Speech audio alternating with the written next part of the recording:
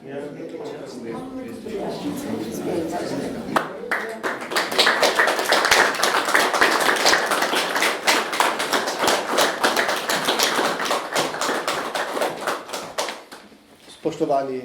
vsi navzoči, prijatelji Glazerjevega salona in galerije, med nami danes pozdravljam doktorico Heleno Jaklič, ki je diplomirala iz zgodovine in sociologije na Ljubljanski filozofski fakulteti. Svoj dolgoletni študij slovenskega povojnega begunstva je kronala z doktoratom na zgodovinski katedri iste fakultete. Čeprav se je posvečala zlasti fenomenu šolstva med slovenskimi begunci, je doslej najbolj podrobno raziskala tudi druge plasti njihovega življenja. V obdobju 2020 in 2022 je bila tudi ministrica za Slovence v zamejstvu in po svetu. Leta 2022 je prejela tudi najvišje italijansko priznanje za zasluge pri poglabljanju dvostranskih odnosov med Italijo in Slovenijo. Je avtorica več strokovnih člankov in knjig. Danes bo z nami na temo slovensko begunsko šolstvo po drugi svetovni vojni. Ta dogodek organiziramo skupaj Glazerjev salon in Slovenska matica. Predavanje v okviru projekta promocije znanosti sofinancira Javna agencija za znanstveno-raziskovalno in inovacijsko dejavnost Republike Slovenije. Dr. Jakličeva, dobrodošli.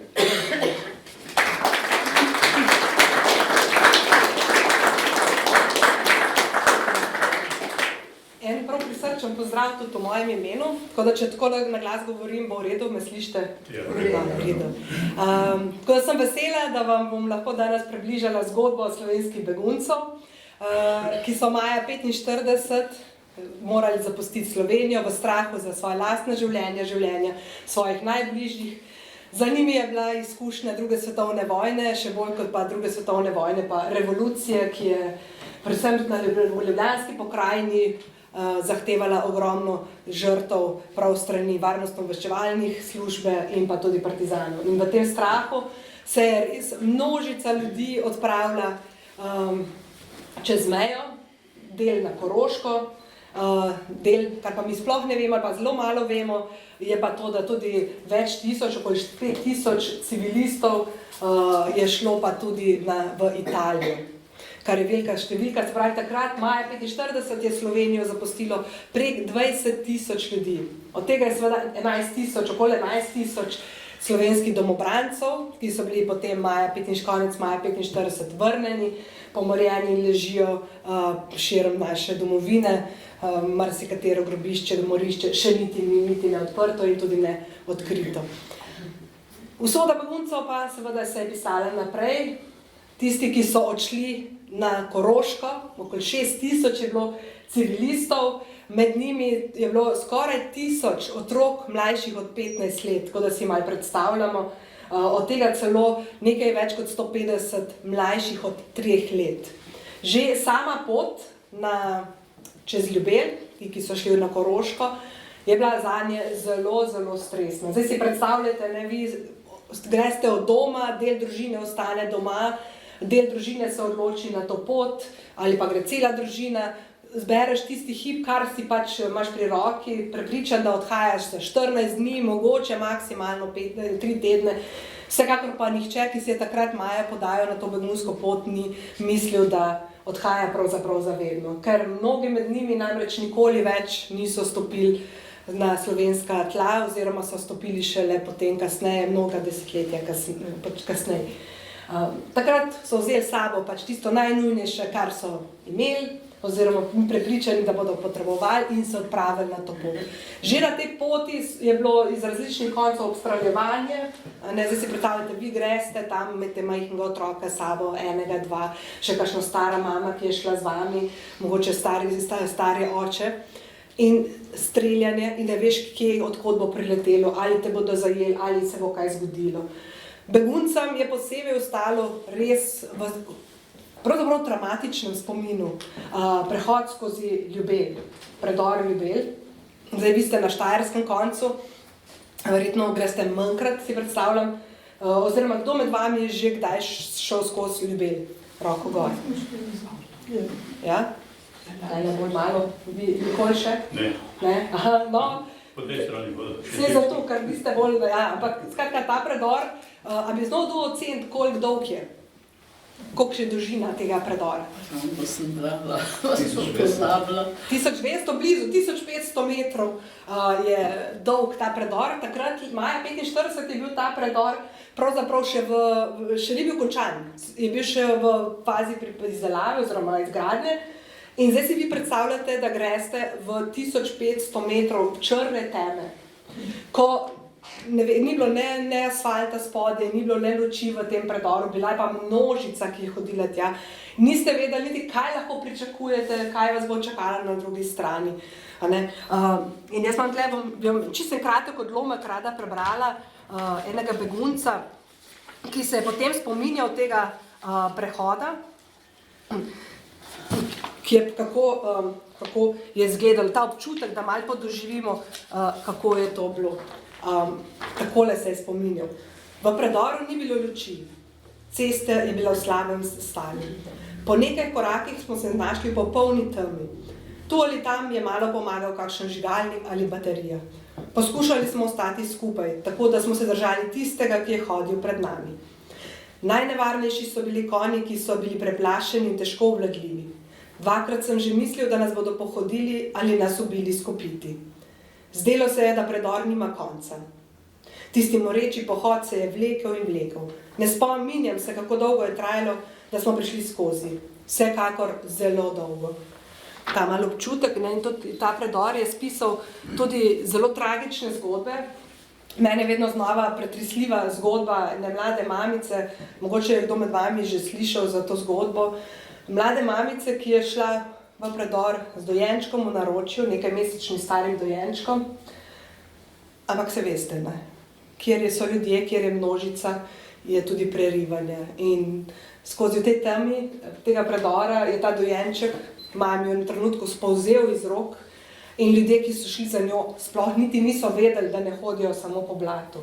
In prišla mami na drugo stran pravzaprav brez otroka. Skratka, vse te tragične, ta izkušnja njihove poti je bila zanje težka, potem pa so prišli, če gledamo zdaj ti, ki so se prišli na Koroško, na Vetrinjsko polje. Vetrinjsko polje, če bi danes prišli tja, to je predmestje Celovca, bi videli, da je danes pozidano, so hiše, bloki. Skratka, ne bi imeli niti občutka, kako je bilo takrat. Ko pa so prišli v začetku maja naši begunci tja, je bil to travnik, bila so polja in tam so zavezniki, Angleži, naredili pač zasilno taborišče. In na to taborišče, na ta travnik, so poslali okoli 32,000 ljudi. Poleg 11,000 domobrancov, poleg 6,000 slovenskih civilistov, beguncev, teh beguncev pa so tudi bili drugi begunci drugih narodnosti. Zdaj si predstavljate, kakšnega začetku maja, kako je na severni strani Koroške. Na tem travniku, golem travniku, kjer ni bilo ničesar. Tam so si naši begunci uredili zasilno bivališče, zasilno bivališče in so se znašli tako, kot so se pač lahko. Nekateri so imeli najsrečnejši, če lahko tako rečem, so imeli, ki so prišli čez še z vozom, so voz izkoristili in si pod vozom uredili bivališče, ostali so ali kakšno odejo napeli, kakšno ljubje si so tudi pomagali s kakšnim vejami in skušali narediti nekšen zaščito, neko streho nad glavo. Tam so 2 meseca potem preživeli slovenski begunci. V prvih dnevih je bilo še celo tako, da je bilo tudi pomanjkanje, pač niso niti dobili hrane, se pravi, dobili so tisto, so jedli, kar so prinesli s sabo. Potem je pa tudi tistega seveda počas manjkalo, tako da je bila to čas res zaznamovano z lakoto in pravzaprav vse splošnim pomanjkanjem. Zakaj si tako vzamem čas, da podrobno razložim, kakšno je bilo to polje, se pravi prazno, ničesar, 2 meseca pravzaprav spiš pod milim nebom. Zato, ker pravzaprav v teh najbolj neverjetnih okoliščinah, v teh najbolj težkih razmerah začela se pisati izjemna zgodba naših beguncev.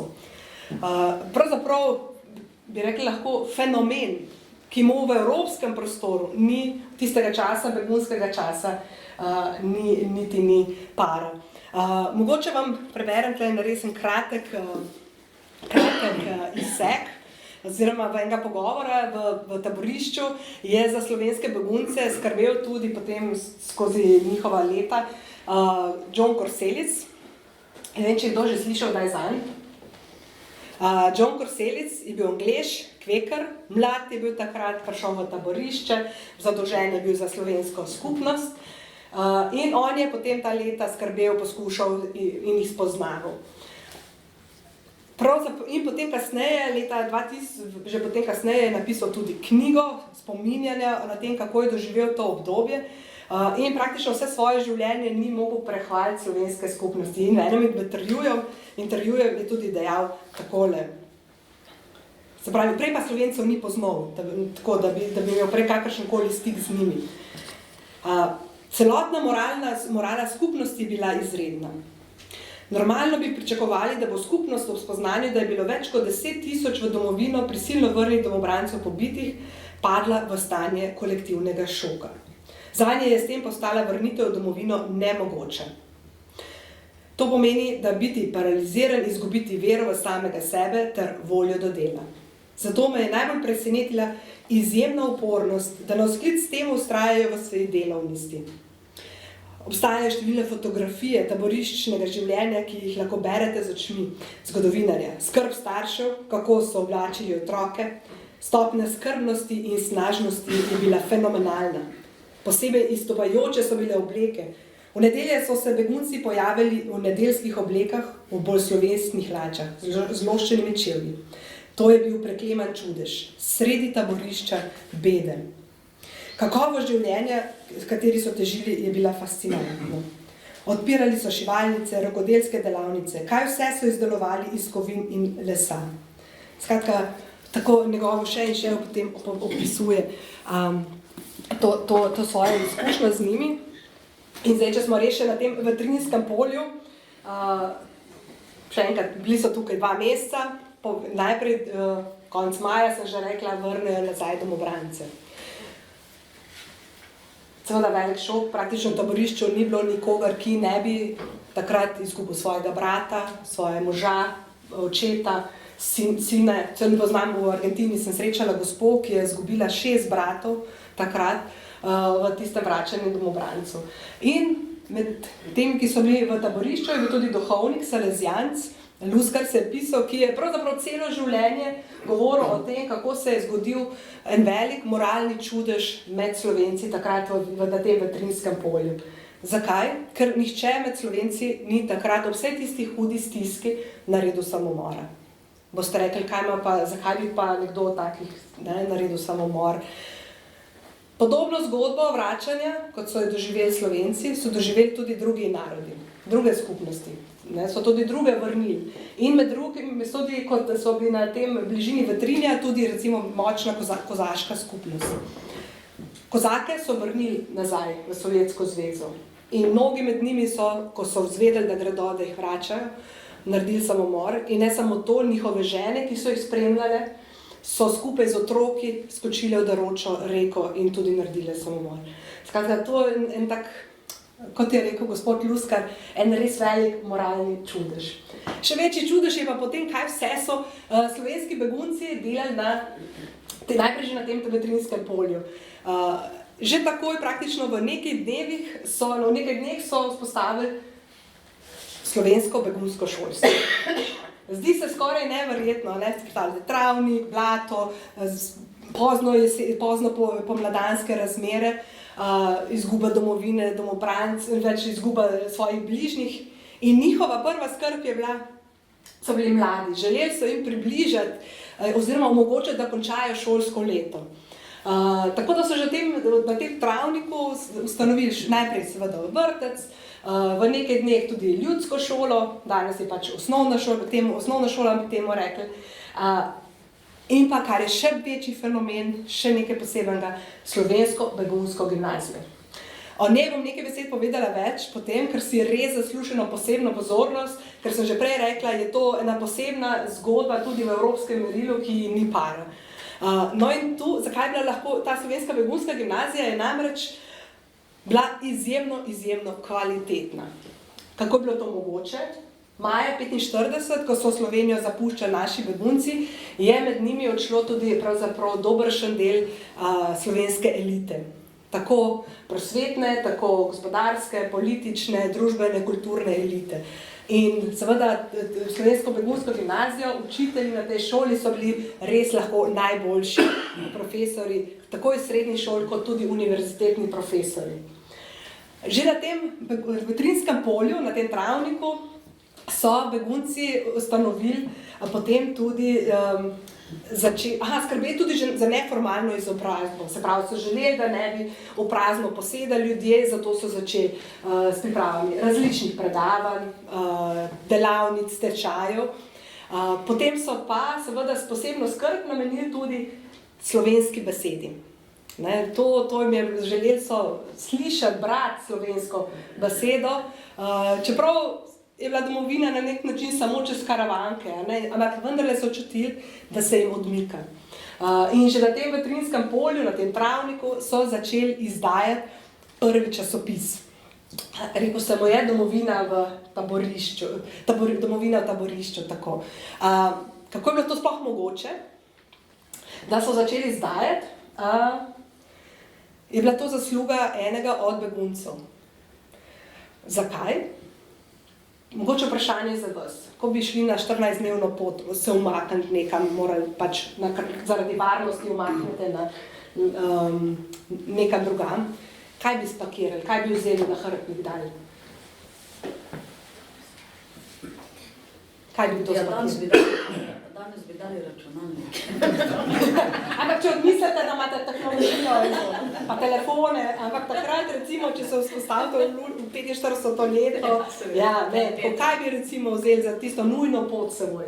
Najbrž kakšno hrano, kaj pijačo, kaj za obleč. Tako, ja. Kaj preprosto tudi za preživeti. Tako, ne. Ne bi pomislil na... Še nekaj drugega, ker greš tako za en teden, ali pa 14 dni, ne. No, en begunec je pa v svoj nahrbtnik vzel tiskalni stroj. Očitno je to čutil kot njegova dragocenost in zaradi tega pisalnega stroja, ta pisalni stroj je pravzaprav omogočil potem, da so začeli najprej pretipkavati časopis in potem iz tega je res nastala izjemna cvetoča, bi lahko rekli, zadružniška dejavnost kasneje. Par besed bom o tem povedala, ker se mi zdi, da je res tudi še ena stvar, ki je nepredstavljiva. Ne znamo si danes težko predstavljamo, kaj vse se da v tako zahtevnih razmerah, v kateri so oni živeli, narediti. Skratka, začnejo izdajati svoj prvi časopis. Ampak ne samo to. To se še ne konča. Že tam na Vetrinjskem polju, na tem travniku, so ustanovili tudi že prvi pevski zbor, ki je štel 130 pevcev. In kar se sliši še posebej neverjetno, da v teh 2 mesecih se je ta zbor pripravil in imel še pred odhodom iz tega travnika, tega zasilnega taborišča, svoj prvi koncert. In ta koncert je bil izjemno kvaliteten, ki je navdušil poslušalstvo. Zdaj boste rekli, kako pa to vem, se me ni bilo tam, se me res ni bilo, ali sem pa tako dobro ohranjena. Ampak v resnici, ko sem ukvarjala se z slovenskimi begunci, sem seveda šla tudi v arhiv UNRE, organizacije, ki je skrbela po vojni za slovenske begunce. In ta arhiv hranijo danes v Združenih državah Amerike, v New Yorku, v prostorih Združenih narodov.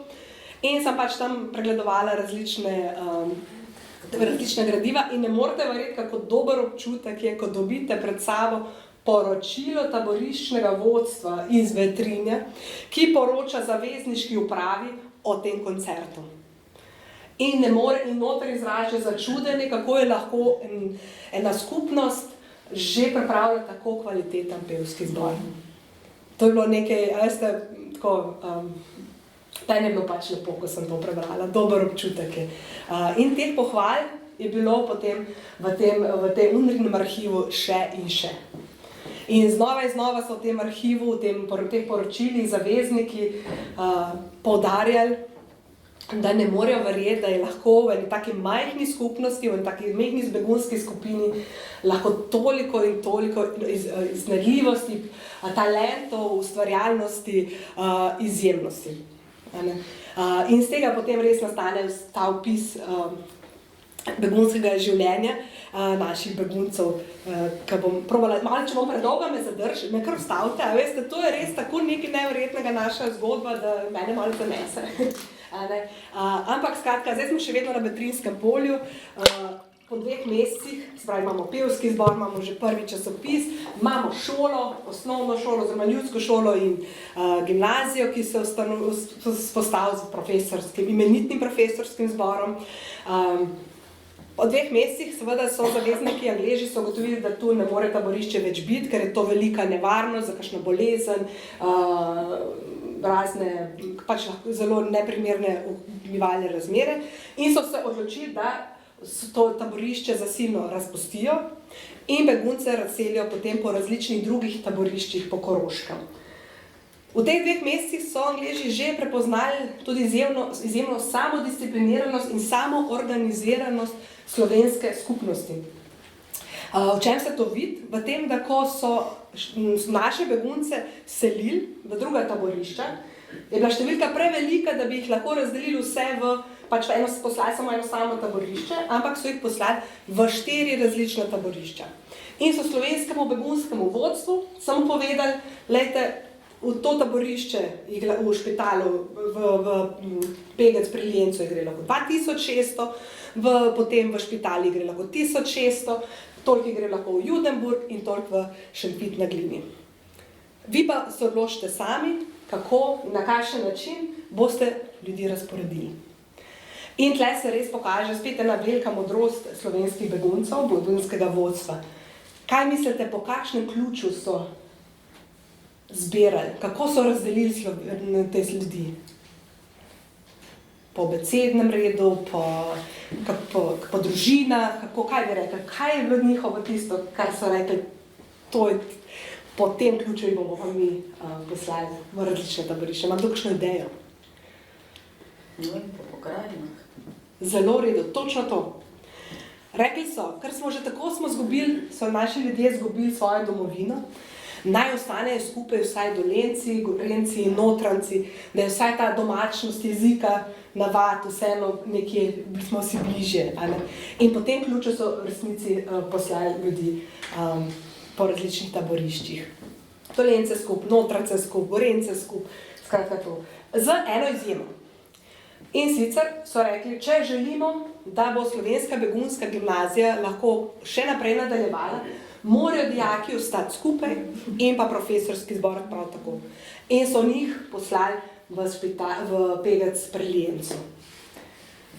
Zdaj sem si za 2 meseca časa vzela, tako da jaz mislim, da je že tu zaskrbljena, ampak tako dolgo spet ne bom po mestih šla. Zdaj bom poskušala res en tak prelet življenja slovenskih beguncev v taboriščih pač v naslednjih letih predstaviti, približati s poudarkom na šolstvo, ki je res fenomen.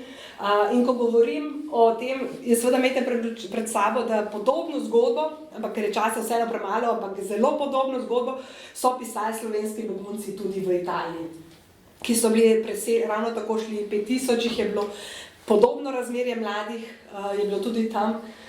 Se pravi, nekaj 10% je bilo mlajših 15 let. Prav tako so jih dali v taborišča, za izjemo, da tam niso vrnili domobrancev nazaj. Pa tudi s to izjemo, da so slovenske begunce, ki so bili v taboriščih v Italiji, zelo veliko selili. V povprečju je slovenski begunc bil v Italiji preseljen v 2-3 letih 6-krat, kar je zelo veliko. Predstavljate si, ko so se ravno domačili, mogoče pred barako postavili kakšno seme, kaj posejali, preden je zraslo, so morali naprej. Drugače je pa na Koroškem, ker so bili v špitalu, recimo tisti, ki so bili v špitalu, so bili od začetka do konca. Skratka, ampak so pa podobne razmere. Najprej, kakšne razmere so prišli. Prišli so seveda v zahtevne razmere. Barake, lesene, prepišne, marsikaj brez oken. Ponekod so bile barake še pred nekaj dnevi na prostor za hlev, za živino. To brez kakšnih postelj, brez teh najosnovnejše opreme. Potem recimo celo v Italiji, pa tudi tle na Koroškem, so bile nekatere barake kovinske, Naj si predstavljate poletje, pod kovino, nezaščiteno, tem kako plehom, ko greš not, kako je, ali pa po zimi, ko je mraz in ko je sneg, ne. Potem, recimo v Judenburgu so celo prišli, je bilo v šatorih vojaških postavih nastanili. Res zelo, zelo slabi tam. Tudi kar se tiče hrane, je bilo ves čas pomanjkanje hrane. Če boste vi danes vprašali kakšnega še živečega begunca, ki je bil kot otrok v taborišču, vam bodo to zanj lepi spomini. Marsikdo vam bo pripovedal lepe zgodbe. Seveda, bilo je to za njih bilo poskrbljeno. Tudi v tem, da so bili lačni, se ne bodo spomnili, da je bilo lepo. Ampak, ko so pa vsako leto na pregledu v šolo obvezne otroke dali na zdravniški pregled, je bilo pa več kot polovico otrok podhranjenih. Kar nekaj pove o tem, kakšna hrana je bila zelo slaba. Recimo, predstavljajte si, zjutraj je bila večinoma kakšna črna grenka kava, dobili so hlebec kruha, ampak ta hlebec kruha je bilo treba razdeliti med 10 ljudi, za kosilo kakšna redka mineštra s kakšnim koščkom mesa ali pa kakšen fižol, kakšen makaron in zopet zvečer ravno tako skromno kakšna črna kava. Begunci, naši begunci, se pravi, pridejo v ta taborišča in kaj zdaj? Tu se že pokaže izjemna njihova iznajdljivost. Bili so z njimi seveda tudi marsikaj obrtniškimi znanji in so gledali, kaj lahko naredijo, takoj so začeli popravljati. V bližini Judenburga, v bližini Špitala sta bili tudi 2 zapuščeni tovarni, nekdanji tovarni letal, kar pomeni, da je po tleh je bilo tam znotraj veliko tega pleha, oziroma teh ostankov letal, za katere se domačini niso zanimali kaj dosti. Kaj so naredili Slovenci? Šli so k zavezniškim oblastem, so rekli, a mi to lahko uporabimo? So rekli, lahko, ja, kaj pa boste s tem? A smemo? Smete. Kaj so naredili z tega pleha? Vse, kar so potrebovali. Od loncev, žlic, pribora, kadi, olijakov, skratka vse, kar je bilo treba. Poleg tega pa še takih izredno lepih umetelnih izdelkov. In kot veste, seveda dober glas seže v 9. vas, zelo hitro so po njihovih izdelkih, ker niso bili samo kvalitetni, ampak tudi zelo lično narejeni, začeli spraševati tudi okoliško prebivalstvo. Tudi po vojni tudi pri njih pomanjkovalo stvari in so prosili, če lahko dobijo in so začeli te izdelke Slovenci tudi prodajati. Za majhen denar, ampak so jih začeli prodajati. In ta denar, ko so ga dobili, tudi mnogo nekaj razstav so imeli. Druga stvar, jaz sem prinesla en begunski album vam pokazati, da je to res dragocenost. Recimo, eden od teh ličnih izdelkov, ki je takrat nastal, recimo je tudi en tak album, ki so tak žamet dobili, to je bilo mogoče od kakšnega sedeža, ki so ga potem žene vse razparale, naredile tle so zakovnice, veste, takole, to je tak lep primerek. Skratka, in te izdelke so tudi na razstavi razstavljali in so bili tudi zbrani njihovi izdelki slovenskih beguncev, da so jih recimo poslali na mednarodno razstavo begunskih izdelkov v Rim. Skratka, rekla sem, neke izdelke so tudi začeli prodajati in namesto bi Slovenci ta denar zdaj porabili za hrano, so ga porabili za nekaj drugega. Z njim so začeli s tem denarjem, ki so si ga pač na tak in drugačen zaslužili, so porabili za šolske potrebščine, za knjige, pač liste, kupovati liste, vse, kar so potrebovali za to, da so lahko razvili res izjemno, bogato, kulturno in pa šolsko življenje. Naj se par trenutkov zdaj najprej zadržim pri šoli, ki je bila, kot sem že večkrat zdaj povedala, res ena posebnost slovenske begunske skupnosti zaradi njene izredne kvalitete. Skratka, v vseh taboriščih, ko so prišli, so najprej poskrbeli zopet za otroke, vrtec posod ustanovili, posod so ustanovili ljudsko šolo in pa gimnazijo. Ta gimnazija je potem zopet delovala v tem taborišču, ko sem rekla prej v Pegecu. Tudi slovenski begunci v Italiji so ustanovili svojo slovensko begunsko gimnazijo. Vodil je Marko Bajuk, je bil njen ravnatelj. Zdaj Bajuk, verjetno vam je nam vsem znan priimek. Se pravi, njegov od Marka Bajuka vnuk je bil potem naš predsednik vlade leta 2000. tako da malo umestimo, kje smo. No in Marko Bajuk je bil res zahteven mož, zelo dober, tudi odličen profesor, ki je želel, da je Slovenska begunska gimnazija res kvalitetna. In ne samo to, želel si je, da na koncu, ko bodo dijaki zaključili maturo v gimnazijo, da bi ta matura bila priznana. Se pravi, da bi z njo, zdaj ko se jo matujem, z maturitetnim spričevanjem se lahko upisali recimo na Graško univerzo ali druge univerze, tako v Avstriji kot drugod. Seveda to ni bilo možno najprej in je zato prosil zavezniške oblasti, če lahko pride v taborišče komisija in da ta komisija oceni maturo. Komisija je res prišla, avgusta 1945, ampak ni ocenila mature, ampak je rekla, ocenjevali bomo celotno gimnazijo.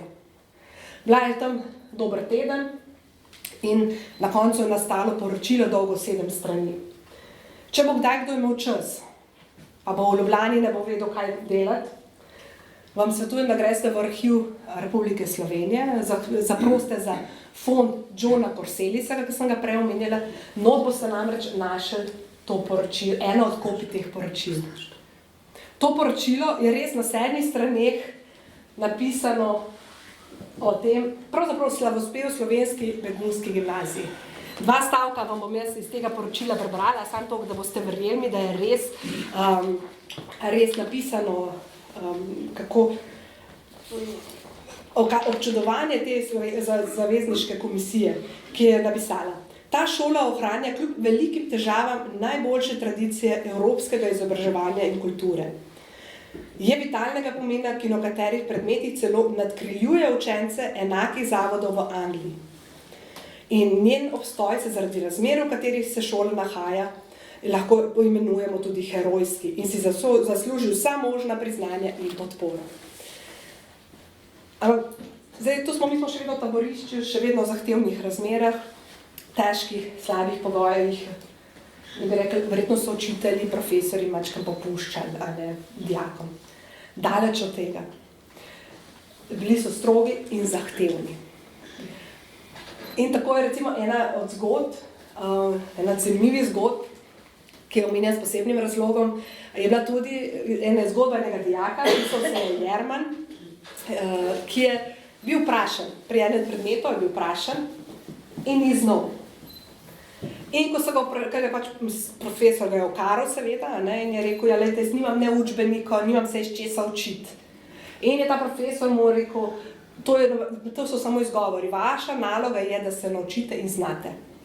Skratka, to, da nime učbenika, to ni bila več stvar, to je samo izgovor. Kaj je ta fant naredil?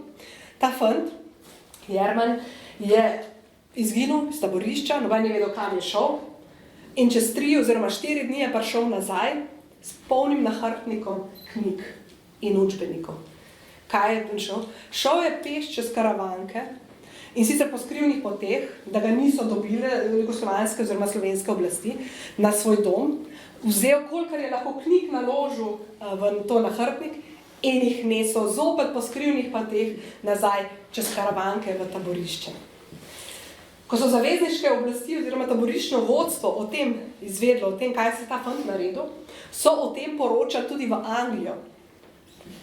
In naslednjo šolsko leto, kar zato se mi zdi nekaj taka posebna stvar, so v šolski poslanici, ki so jo brali dijakom, angleškim dijakom v začetku šolskega leta, tega fanta v tej poslanici angleškim otrokom v Angliji namenjeno izpostavili kot primer, kaj se pomeni ceniti znanje in kaj si za to pripravljen narediti. Tako res je ena taka izjemna zgodba in da boste vedeli, da stvar res je bila zahtevna, nevarna. Doma, ko so lokalne oblasti izvedle, da je prišel sin domov in brat domov, da niso povedali, da je vse vrnil, so domače zaprli in sestra recimo čez nekaj mesecev prišla iz zapora ven na pol invalid. Tako da si lahko samo predstavljamo, kaj je doživljala v tam v zaporu. No, ampak da se vrnem v begunski gimnaziji, kar je še tudi zanimivo, ne samo, da je bila kvalitetna, da so bili zahtevni, celo 3 smeri različne je ponujala. realko, klasično gimnazijo in še meščansko. Skratka, vse to je bilo razpolago. In zdaj tudi niso bili skromni v predmetih. Koliko predmetov misli? A se kdo spomne, koliko predmetov je imel samo v šoli takrat? Se vem, da to je nekaj časa že nazaj. Ali pa kakšnega... Ma kdo kakšen pred sabo?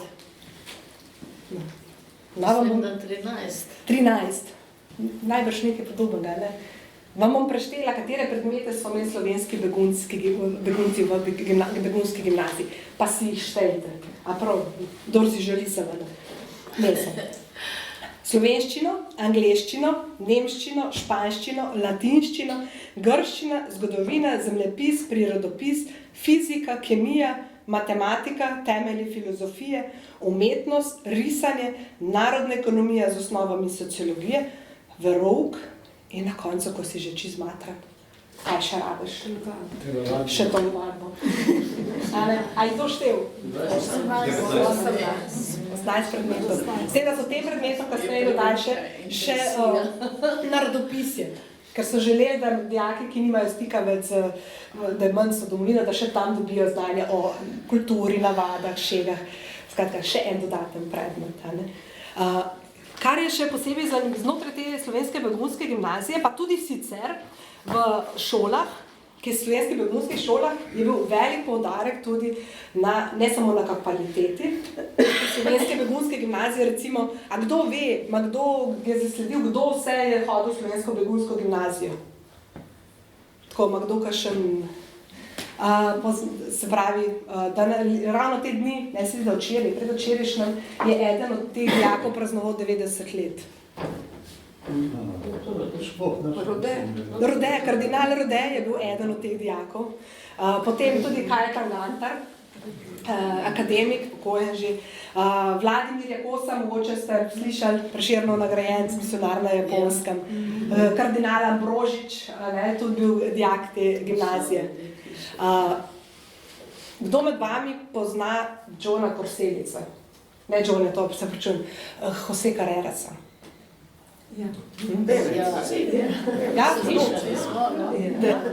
Jose Carrerasa. Boste rekli, a je gospod Jose Carreras hodil v slovensko begunsko šolo? Ni hodil, da ne boste mislili. Nekaj drugega. Ko je Jose Carreras zbolel za rakom, ga je zdravil eden najboljših zdravnikov, onkologov v Španiji, in to je bil Cyril Rozman. Slovenc, ki je tudi pripisal vsem svoje znanje, vsemu, kar je kasneje uspel in bil, s temu, kar je dala mu slovenska begunska gimnazija v teh povojnih letih.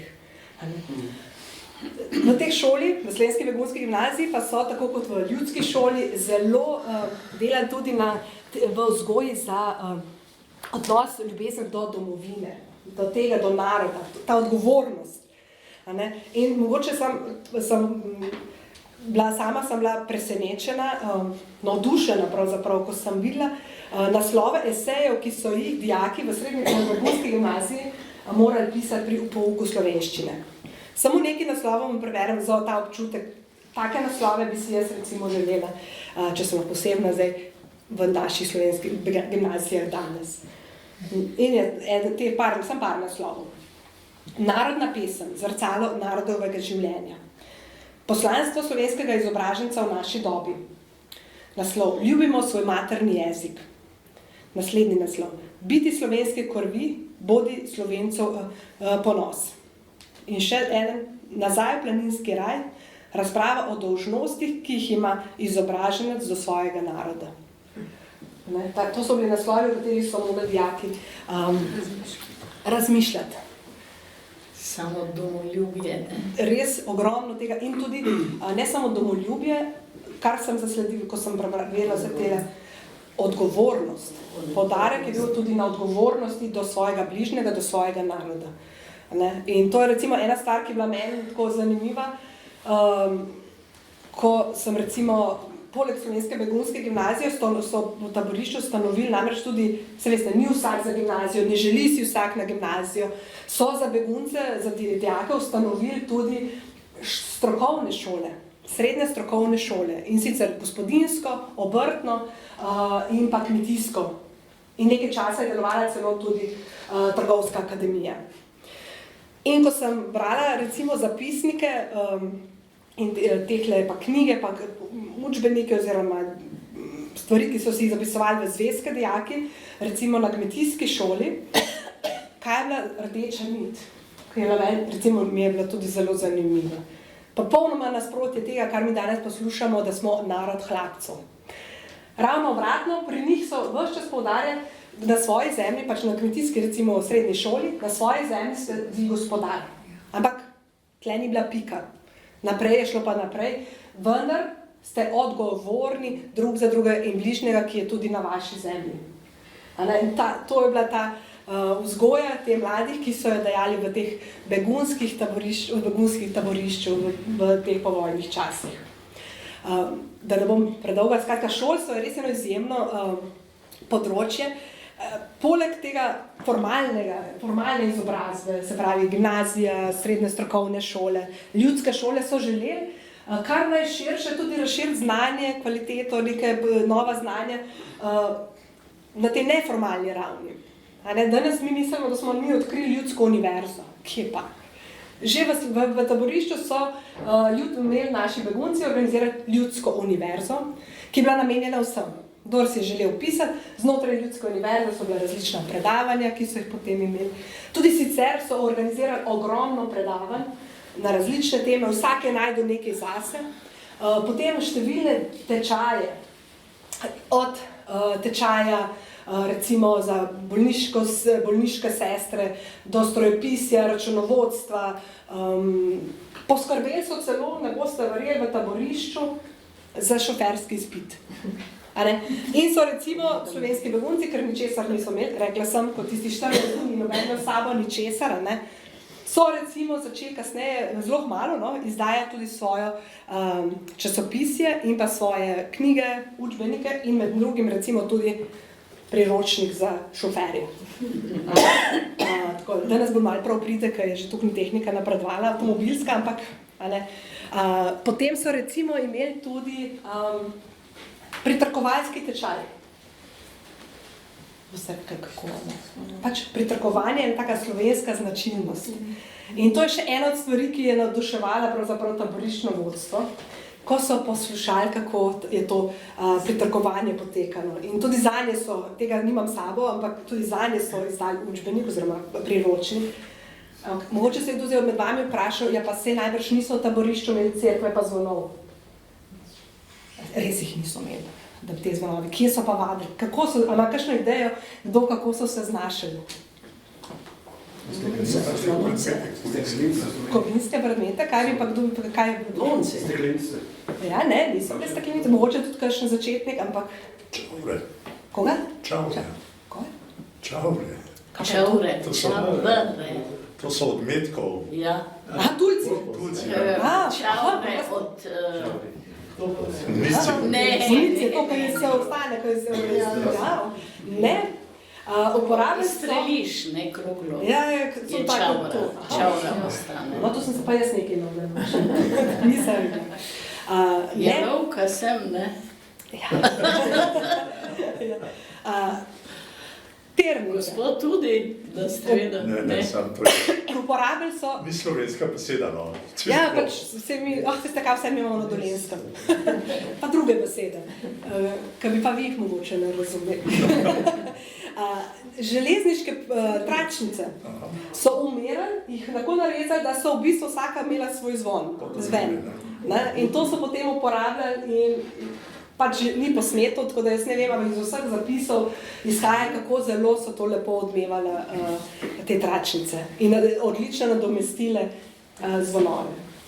Po dolžini je imela vsaka drugi zvok. Ja, se vsak vedel zvon, a ne? Ja. Jaz se spomnim mojega strica, ko so po vojni iz cerkve odpeljali zvon. Pač niso niti vedeli, kam so odpeljali nič in čez 30-40 let, ko se je preselil na drug konec Slovenije, in je prišel tja in zaslišal, kot tu je naš zvon. In je res se izkazalo, da je iz te rodne cerkve bil zvon. Ja, tako da res, zvon ima svoj, vsak svoj. Skratka, res so poskrbeli za delavnice različnih stvari, jezikovne tečaje, praktično ga ni bilo jezika, za katerega ne bi imel lahko upravljal tečaje. Seveda, kasneje je vedno bolj postajala popularna španščina, ker se je izkazalo, da velika verjetnost, da bodo odšli v Južno Ameriko, ne. Ampak drugače pa vse, celo češčino, francoščino, italijanščino, pa tudi bolj eksotične jezike. To je tako, kar se tiče šolskega izobraževalnega dela, res veliko so vlagali, želeli so, da dijaki mladi pridejo, dobijo tista znanja in s temi znanji grejo lahko po svetu. In še eno stvar, ki so jo ves čas poudarjali, je bilo in k temu tudi vzgajali in učili, da morajo se izkazati kot dobri, kot sposobni, ker po njih, po vsakem posamezniku tam v taborišču, bodo tudi merili in ocenjevali slovenski narod v domovini. Kar je bilo tisti časi zelo pomembno, ker se je pač risala tudi nove meje, so se postavljale, ne, in to je bil njihov prispevek k temu, da bi pač, ko bi ugled imel, potem ta ugled vplival tudi na odločitev komisij. Poleg šolskega dela, ta šolsko življenje, so pa seveda veliko pozornost dajali tudi na kulturno življenje. Mogoče še kot zanimivo, za sekundo se bom vrnila v šolstvo, samo toliko, ker je tudi nekaj zanimivega. Dijaki so morali plačevati šolnino. A si predstavljate? Šolnino. Zdaj, ni bila velika in če kdo res ni mogel plačati, je pač ni dal. Ampak na ta način tudi nekaj majhnega, ki so mogli prispevati, so rekli, s tem dobiš odnos do tistega, kar dobiš, da če kar je zastonj, ne ceniš. To mogoče danes, ko imamo tudi besede o šolnini. Skratka, kljub vsemu pomanjkanju se je na nek način vsak znašel, da je nekakšen denar prišel. In še eno stvar, kar se tiče še šole, pa res jo pustim. Učitelji so svoje delo tam na šoli opravljali zastonj. Boste rekli, kaj ima to zaveze, da so zastonj. Veste, ta taborišča so bila velika. Več tisoč ljudi je recimo živelo v posameznem taborišču, kar pomeni, da je bila tudi infrastruktura velika. In zavezniki so znotraj taboriščnikov tudi zaposlovali ljudi v taboriščni upravi. Seveda vsi profesorji, vsi učitelji bi tam lahko, ker so bili izobraženi, pisoči, jezikovno tudi vešči, bi lahko dobili službe v teh taboriščnih upravi.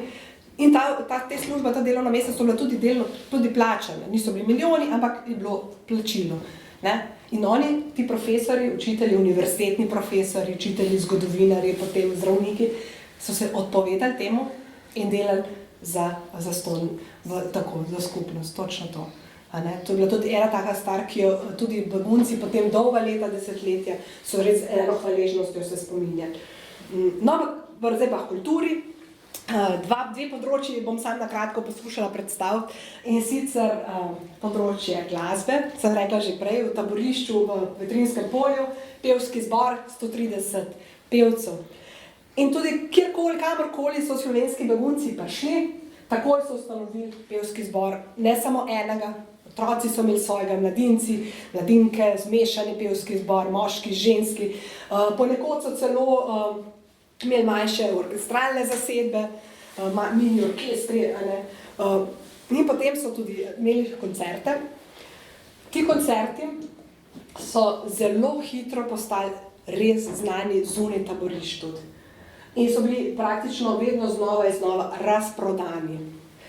Na te koncerte niso prihajali, ker so bili tako kakovostni, tako dobri, tako kvalitetni, pač tistih najboljših pevskih zborov, ne vsi zbori, ampak tistih najboljših slovenskih zborov, da so prihajali tudi delegacije iz drugih koncev Evrope poslušati njihove koncerte in se čuditi, kako je mogoče, da kaj takega tu nastaja. In še ena stvar, ki dokazuje o tej kvaliteti pevskih zborov. Pevski zbor, ki je bil slovenski pevski zbor, ki je bil potem združen v Špitalu, so prišli leta 1947 posnet tudi iz BBC-ja.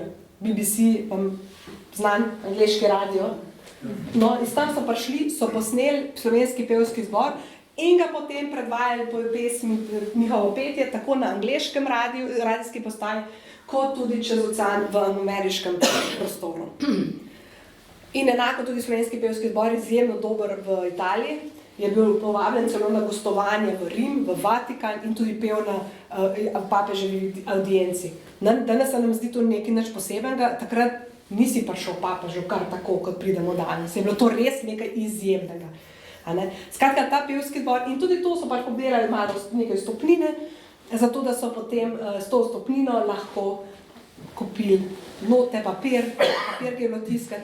In to je še ena stvar, ki je res bila zanje izredno pomembna,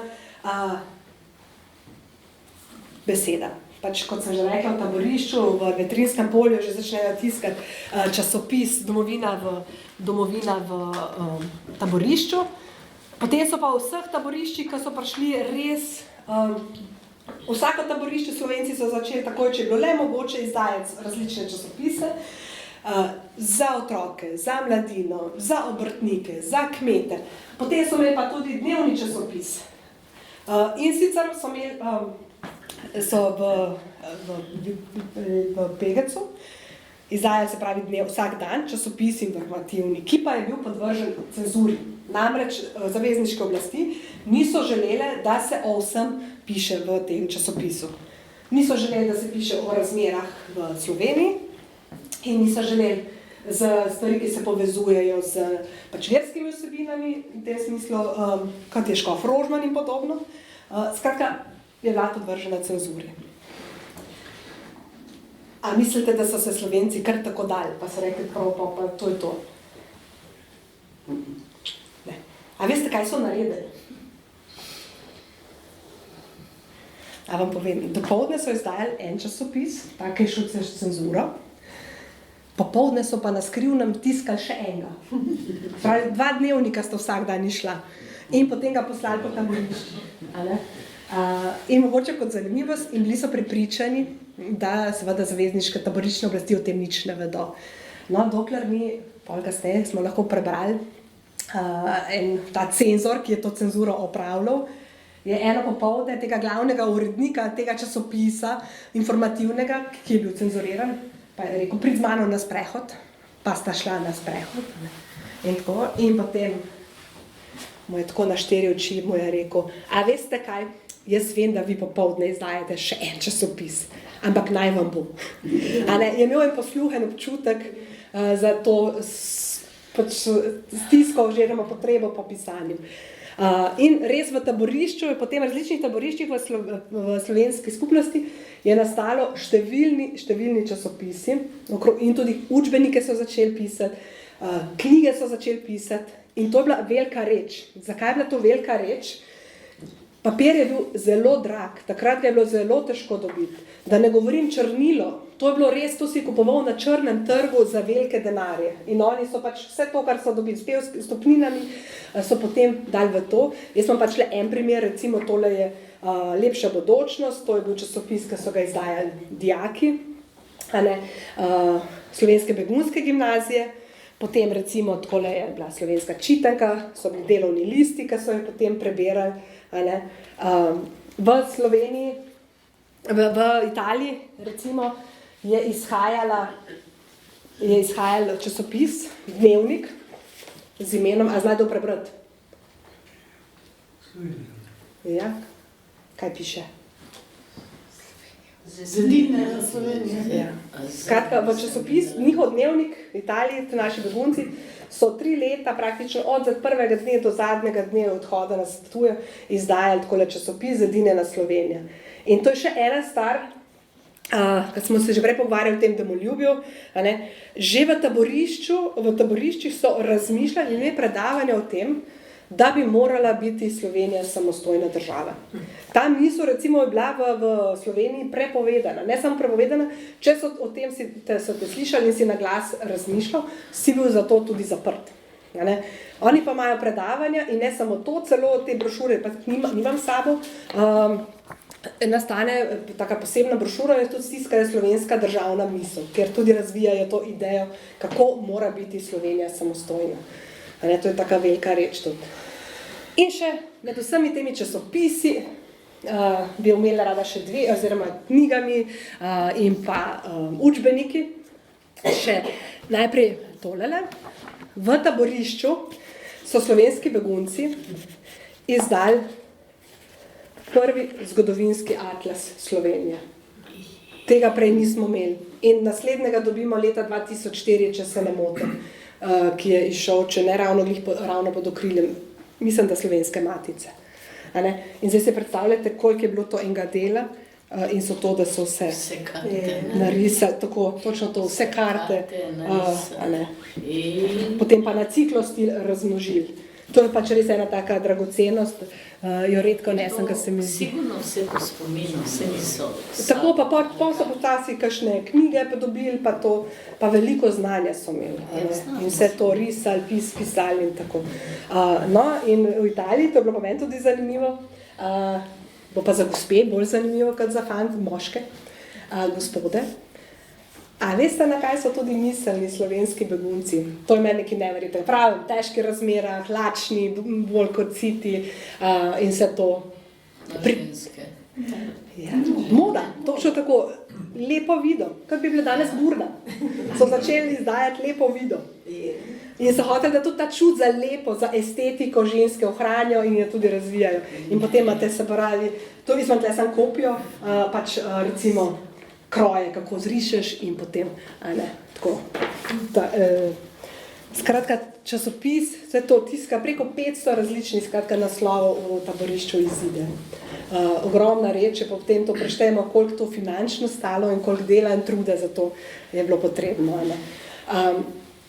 Poleg tega, poleg, se pravi, tiskanja besed, tega, poleg pevskega navdušenja in talentov, je pa še eno področje, ki velja ga res izpostaviti.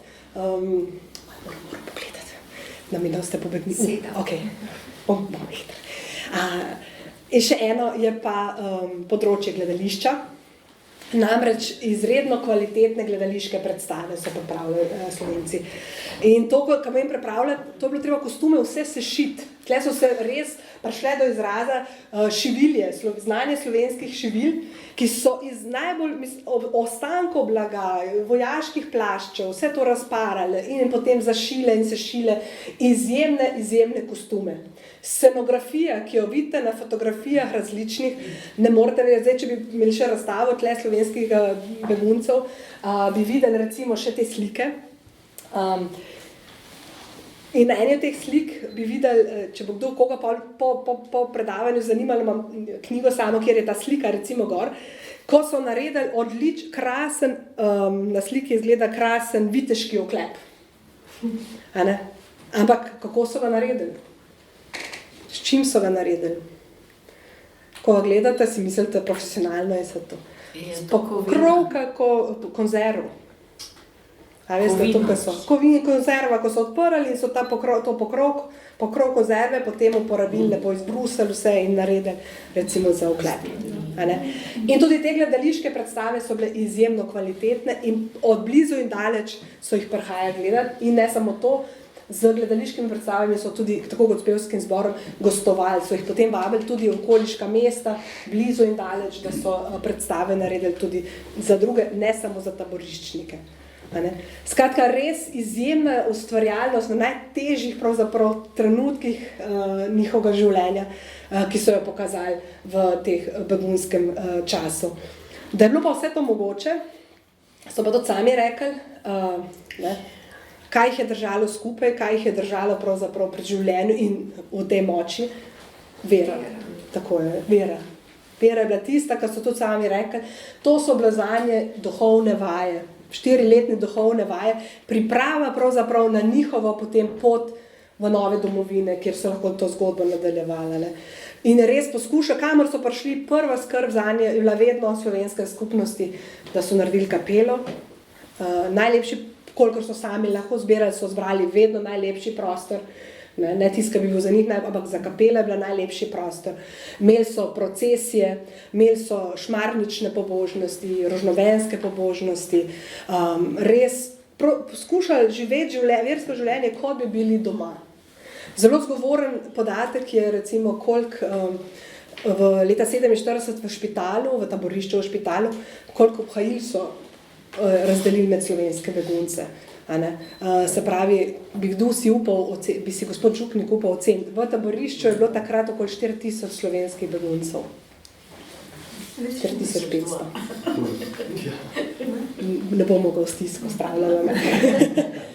330 000 obhajil je bilo razdeljenih v enem letu, vsak dan, v enem letu. Ko res to Maša, središče, tam so iskali uteho, oporo in pa sploh to, da so res lahko tako stari. In bilo je težko. Ni bilo težko samo zato, ker so zapustili domovino, zdaj se pa približujem koncu s temo svojega predstavitve življenja slovenskih beguncev. Ni bilo težko samo zato, ker so bile razmere, barake, slabe, prepišne in vse to. Ampak tudi zato, ker je vsa 3 leta so v bistvu in zavezniške taboriščne oblasti pritiskale na nje, z različnimi ukrepi, ko so videli, da ne bodo šli domov, da se ne bodo vrnili domovino in so jih želeli na nek način prisiliti, da bi zapustili taborišče in odšli nazaj v domovino. In različne ukrepe so temu posluževali, od tega, da so že tako skromne obroke začeli še zmanjševati, da so začeli taborišče vodstva, to pa pod pritiski tudi slovenske oziroma jugoslovanske oblasti, omejevati kulturno življenje. V nekem trenutku so celo prepovedali slovensko begunsko gimnazijo, na katero so bili begunci tako zelo ponosni. Ampak tudi tle so se znajdeli, če smem povedati. Kaj so naredili? Rekli so taboriščno vodstvo, rekli, da slovenska begunska gimnazija več ne sme biti. So rekli prav in so vzeli program slovenske begunske gimnazije in so gor prečrtali gimnazijo, napisali tehnična srednja šola. In so oni so rekli, v redu, to pa je lahko, ker to pa pripravljajo za konkretno delo, poklic, da bodo lahko šli. A ne 2 predmeta še taka dodali, tehnična in to je bilo to. Ampak skratka, to so, izgnali so v enem trenutku dobršen del profesorjev iz gimnazije. Po kakšnem ključu so zbirali? Iz Slovenije so prinesli slovenske oblasti oziroma pač komisije seznam, kdo so narodni vojni izdajalci. In na tem seznamu, od čuda, so bili praktično vsi profesori slovenske begunske gimnazije in vsi stebri kulturnega življenja slovenskih beguncev.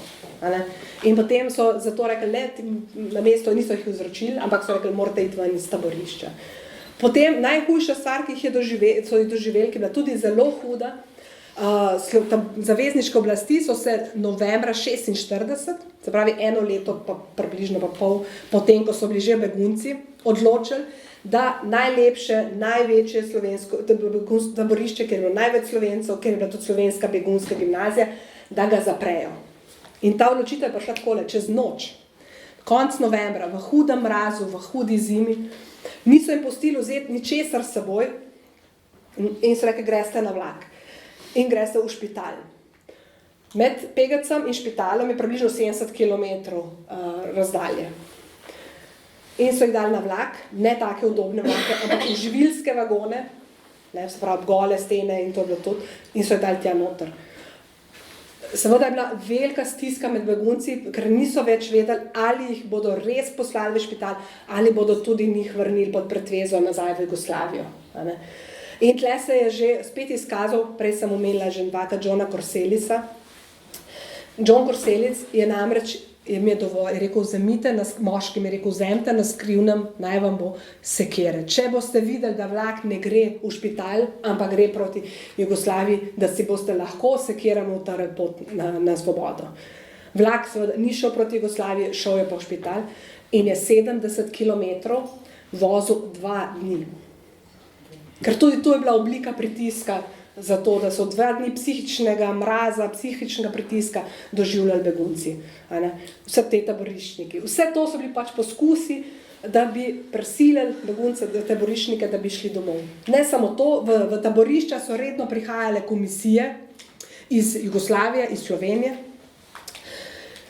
ki so prepričevali ljudi, da ne grejo domov, da je lepo, da domovini ne bo nič hudega zgodilo. In marsikateri begunec je prepoznal v teh komisijah tudi kakšnega od teh likvidatorjev, ki je njegovo družino v času vojne likvidiral. Veste, da niso mogli biti prepričljivi. Skratka, zanimivo je to, da v bistvu kljub vsem tem pritiskom, kljub vsemu temu, se praktično skoraj noben slovenski begunec ni odločil, taboriščnik, da gre domov. niso želeli, ker so videli, kakšne so razmere, so ostali tam. Ker druge narodi so v veliki meri, veliko se jih je vrnilo, vendarle v svoje domovine, so rekli ne, bomo ostali. Ampak seveda taborišča so se začela tudi zapirati, to je seveda strošek za vzdrževati. Kam zdaj? Ni tako kot danes, veste, ko si migrant recimo izbere, kam katero državo bi želel iti in tja gre. Tega takrat ni bilo, takrat so države poslale spisek, kakšno delovno silo potrebuje in koga bodo vzele v državo.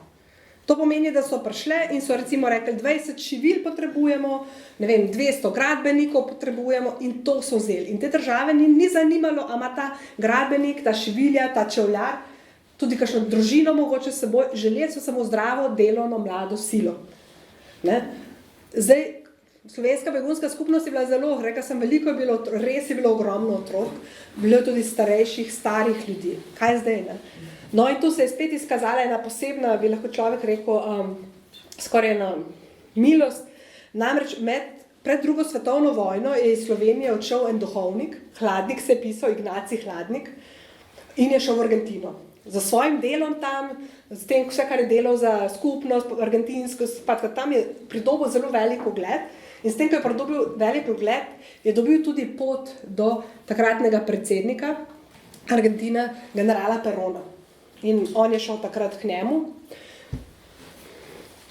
Malo je tudi pomagalo, da je bila tajnica Slovenka, takole, zdaj še pa tam, ampak imel je ugled, v resnici ugled in zaradi tega je prišel tudi do generala. Mu razložil, kakšna je situacija in je takrat general Peron odločil, da lahko 10.000 slovenskih beguncev, ne glede na stan, ne glede na staro ali mlado, pride v Argentino. In ravno zaradi tega se potem tako slovenski taboriščniki, slovenski begunci, tako v Avstriji, tako v Italiji odločili v veliki meri, da grejo pravzaprav v Argentino. Nekateri so šli tudi seveda v Severno Ameriko, tisti so morali imeti posebne botre, da so jim dali tudi potne stroške. Skratka, večina beguncev gre v Argentino in tam pravzaprav nadaljuje, sami so rekli. Pravzaprav so kar tam, ko so prišli v Argentino, nadaljevali življenje svoje iz taboriščnih časov. S tem, da so takoj ustanovili spet šole, takoj so šli v izgradnjo skupnih domov, to izjemno kulturno življenje razvijali in ustvarjali, kot danes poznamo, čeprav oni ne marajo tega slišati, argentinski čudež. Tako da, na tej točki bi jaz zaključila, tako da če bi imel še kakšno vprašanje, kakšen komentar, tudi kakšen spomin, le z besedo na dan. Vsekakor pa upam, da od tega večera res odnesete to izjemno, res, jaz mislim, da res izjemno zgodbo naših beguncev, za katero jaz upam in si želim, res srčno želim, da bi nekoč našla prostor tudi v slovenskih učbenikih. Ja. Mislim, da je tam res, to je en košček naše narodne zgodovine, na katero smo res lahko ponosni. Ker je bila izjemna zgodba v mednarodnem smislu. To je bilo res nekaj tako nepredstavljivega, ko znova in znova bereš, kako so se čudili zavezniki, delegacije, ki so prihajale zavezniške, iz Anglije in tudi drugod, in iz Francije, iz Amerike. Kako lahko ena tako majhna skupnost, na Koroškem, recimo si predstavljate v tistem času, rekla sem, je bilo 6.000 slovenskih beguncev, je bilo na Koroškem 100.000 beguncev. Se pravi, majčken delček so Slovenci in vendarle tako zelo drugačni v tej organizaciji. Tako da, toliko.